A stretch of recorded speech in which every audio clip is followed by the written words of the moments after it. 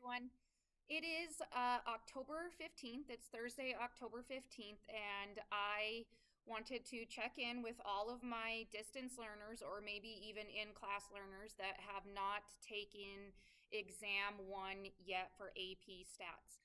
You need to take your exam one by Tuesday, October 20th, and I need you to take it in person, paper, pencil. We can arrange it so that you are the only person in the classroom. Things can be sanitized. I will definitely be 6 feet away from you. The doors to the school are normally open, so you won't have to touch any doors to come in. So I'm hoping that safety concerns won't be too much of an issue, because if you come in and take it on a distance learning day or before or after school, then we should be able to make sure that things are clean and safe for you. So that being said, I just want to reiterate that you need to take your first exam for AP Stats by Tuesday, October 20th. You can come in tomorrow. Tomorrow's Friday, October 16th. You can come in on Monday before or after school, and then Tuesday, October 20th, is actually a distance learning day. So none of the students will be here. You're welcome to come in. Teachers will be here, but students won't. I need you to take your test by October 20th so that if you want to retake your exam to improve your final term grade, then you have a few days to arrange that and get that taken care of. Grades need to be submitted on Friday, October 24th, I believe. So, if you come in by October 20th, then that should give you a few days to study again and hopefully get things figured out and retake your exam if you need to. So that's the first important thing that you need to know. You need to come in and take your exam pretty much as soon as possible.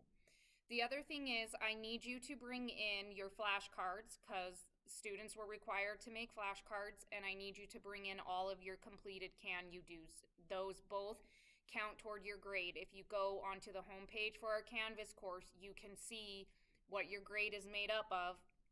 Your flashcards count as quiz 7, and your Can You Do's count as 20% of your grade.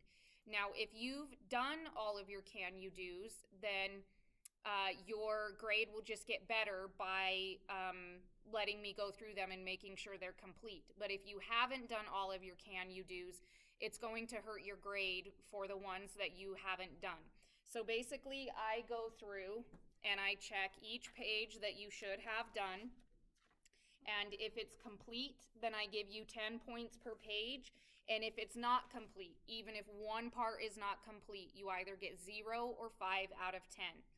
Part of completion is that you are writing down the adequate amount. So I'm going to go to Can You Do 5, and I'm going to show you a problem that people have commonly missed points on.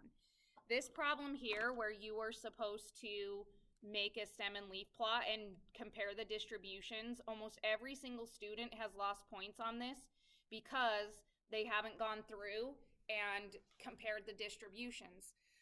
I know that it's a lot of work, but you should be watching the Can You Do solutions either simultaneously while you're doing the assignment or after you get the assignment done, which means that you should be adding things that you didn't get when you did it on your own, or you should be changing things. If I have a response that's several paragraphs long, like on this problem, and your response is 2 sentences, then you're not going to get full credit on that page, because you should not be able to answer something in 2 sentences that it took me 3 paragraphs to answer. So keep in mind, when you bring your Can You Do's, they need to be complete. You get graded on completion, and completion includes writing the adequate amount and writing what is asked of you.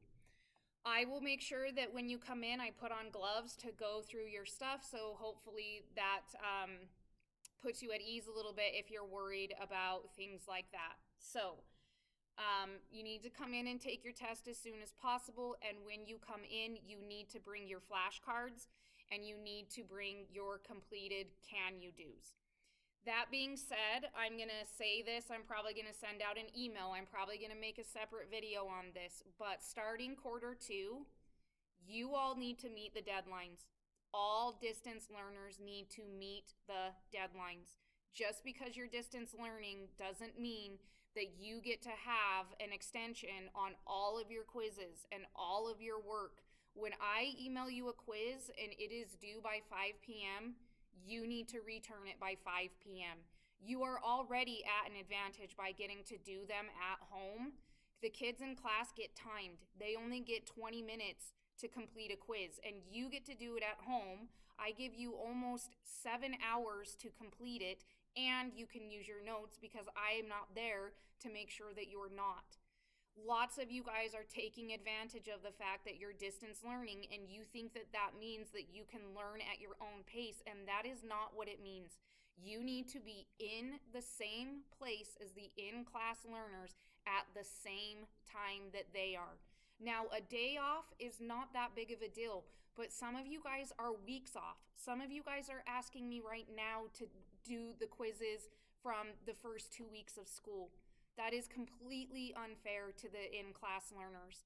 So starting Q2, you guys need to understand and know your deadlines are the same as for the in-class learners. You need to be at the same place as the in-class learners. You will not be allowed to turn in your quiz late. If you turn in your quiz late, then you will need to come in and take the retake quiz. I will not grade your quiz late. If you are worried about having to come into the school to retake quizzes, there is an easy solution. Do your quizzes on time. For a lot of you, I shouldn't say a lot. For a few of you, distance learning is going really well. And then for more of you, you're not keeping pace with the in-class learners. You're not turning things in on time. And I don't mean to be hard on you, but we've had a term of distance learning now. You guys knew what you were signing up for when you designated distance learning. If it's not working for you, then you need to reevaluate what you're going to do. But during Q4 and for the rest of the year, you need to turn things in on time and keep pace with the in-class learners. If you have any questions or concerns, email me.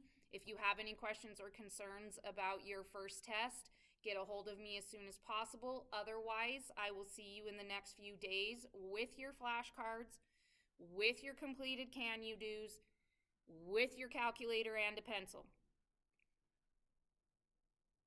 Okay, if you need anything from me, email me and let me know. Otherwise, see you soon.